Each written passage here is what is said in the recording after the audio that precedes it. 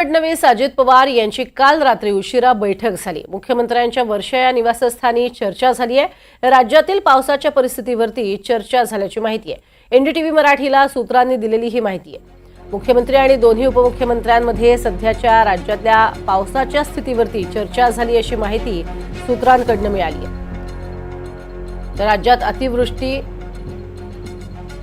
त्यासदृश झालेला पाऊस, त्यामुळे झालेलं नुकसान आणि मदत ती किती स्वरूपात करायची या संदर्भात बैठकीत चर्चा झाल्याची माहिती आहे। या बैठकीत इतर कोणत्याही विषयावर चर्चा झालेली नाही अशी ही माहिती खात्रीलायक सूत्रांनी दिली आहे। तर सूत्रांनी दिलेल्या माहितीनुसार सकाळी सर्व नेते राज्यातल्या पावसाच्या परिस्थितीचा आढावा घेणार आहेत। आज सकाळी आढावा घेतला जाईल। मात्र काल आपण पाहिलं होतं पुण्यामध्ये अक्षरशः जोरदार आणि धुवाधार अशा स्वरूपाचा पाऊस कोसळला होता आणि त्याचा फटका अर्थातच स्थानिकांना बसला। मोठ्या प्रमाणात झालेला हा पाऊस आणि त्यानंतर आता या सगळ्याचा आढावा घेण्यात आलेला आहे। कुठे कुठे किती स्वरूपाचा पाऊस झालाय आणि काय स्वरूपाची मदत ही या पावसानंतर आता दिली जाऊ शकते यावरती सुद्धा या बैठकीमध्ये चर्चा झाल्याची माहिती आहे। अधिक माहिती घेऊयात। जुई जाधव आमची प्रतिनिधी आपल्या सोबत आहे। जुई, अतिशय खात्रीलायक सूत्रांकडून मिळालेली माहिती आहे। काय स्वरूपाची मदत दिली जाईल आणि कुठे कुठे ही मदत दिली जाणार या संदर्भात चर्चा झाली असं कळतंय, काय अधिक माहिती? प्रज्ञा, खरं तर जर आपण पाहिलं तर मग काल अजित पवार हे पुण्याचा दौरा करून आल्यानंतर थेट त्यांचा ताफा हा वर्षा मुख्यमंत्री एकनाथ शिंदे यांच्या निवासस्थानी वळवला। त्यानंतर उपमुख्यमंत्री देवेंद्र फडणवीस हे देखील वर्षा निवासस्थानी दाखल झाले। जर आपण पाहिलं तर मग पावसाचा आढावा उपमुख्यमंत्री अजित पवार यांनी काल पुण्यामध्ये जाऊन घेतला आणि ह्या पावसाचा आढावा दरम्यान नेमकी काय मदत केली जाऊ शकते त्या संदर्भातली चर्चा या बैठकीमध्ये केली असल्याची माहिती मिळते।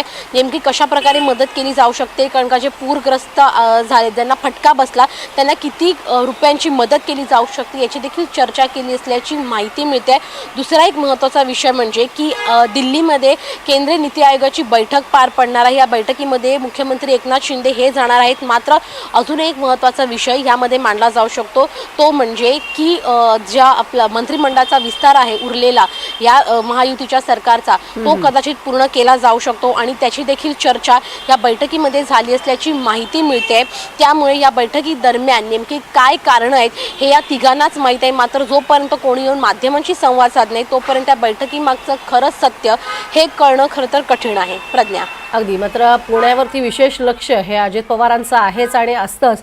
तर यावेळेला सुद्धा पुण्यावरचं हे लक्ष कायम असेल आपल्याला पाहायला मिळते। पालकमंत्री या नात्यानं त्यांचं लक्ष आहेच, मात्र आगामी विधानसभा निवडणुकांच्या अनुषंगानं सुद्धा त्यांचं जास्त लक्ष आहे। जुई, या अनुषंगानंच येत्या काळामध्ये कुठल्याही अडचणी आल्या तरी सुद्धा सरकार तत्परतेनं आपल्याला मदत करतं हे पुणेकरांच्या मनात ठसावं या दृष्टीनं काही महत्त्वाची पावलं उचलली जातील असं वाटतंय का? अगदीच